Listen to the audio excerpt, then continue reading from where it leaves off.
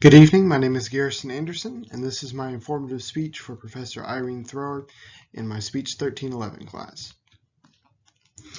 John 6:66 reads, "After this, many of his disciples turned back and no longer walked with him." So the burning question for me, I am a Christian myself, and I have noticed in particular many things, one of which, when I look around my church, is that there are not a lot of people my age in my church. And in a lot of churches for that matter. If you walk into any church, you'll notice a lot of people are on the older side, I guess, to say. The most important thing would be to obviously that there are a lot of people our age, the young adult age. And so this is actually a very important issue for Christianity today. As I said before, I'm a Christian. I see many people leave for many different reasons, but they all kind of tend to loop into the same two different categories. They have to do with themselves, or it has to do with the church. And so and it creates this downward trend that we see continuing down through the line. So if we will focus today on the young adults and the church and what possibly could be leading to this. So as we can see, a study done by Lifeway Research shows that 34% of young adults stopped attending the church once they got to college. So I mean, I'm sure most of us would be able to attest to that if we are secular now, or we were religious before. Most of us, once we got to college, we just stopped attending church. I mean, I think that describes a lot of us in a lot of different facets. And it describes a lot of people that I know personally and a lot of people that I've talked to that have left the faith.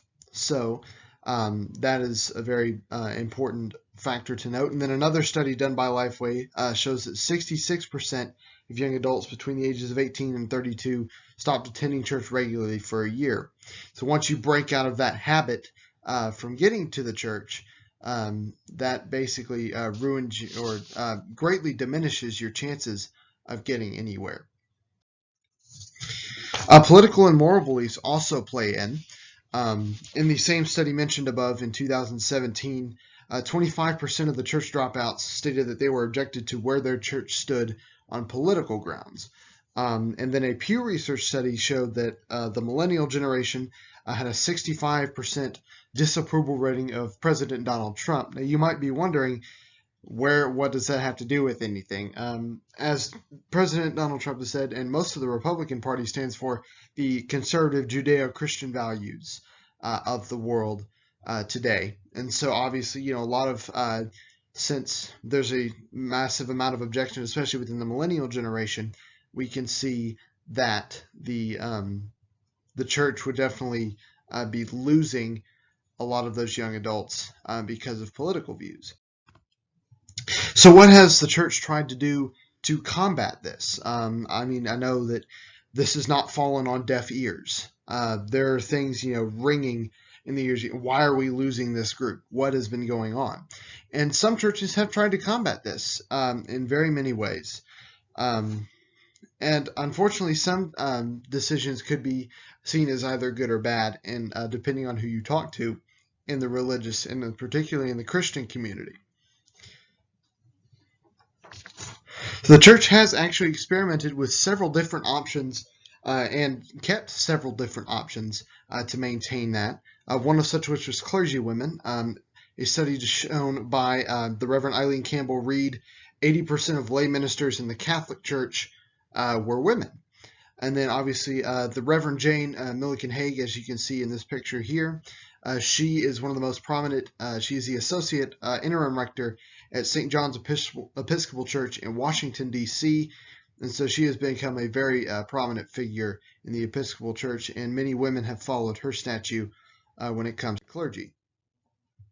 The church has also updated, I guess you could say, its views on homosexuality. One such instance was the Episcopal Church. According to the Equal Rights Campaign, they reported that in the Episcopal Church, they voted for a more inclusive church in 1976 and then codified, which according to the dictionary means to reduce a code, theological support with a pair of resolutions in support of LGBTQ ministers in 2015. And political affiliation in general has helped the church to adjust to what people see was wrong on it and corrected it.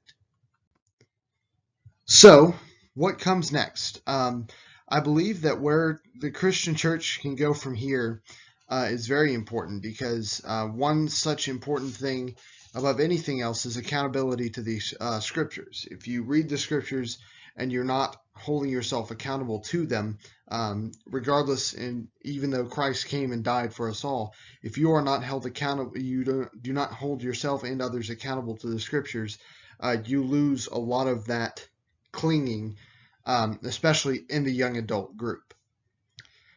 How can Christians improve? I believe that Christians can improve by reading the Bible. A lot of Christians, I think, have lost touch with reading the Bible, especially in the modern age where we can just click a few buttons and poof, there's a verse.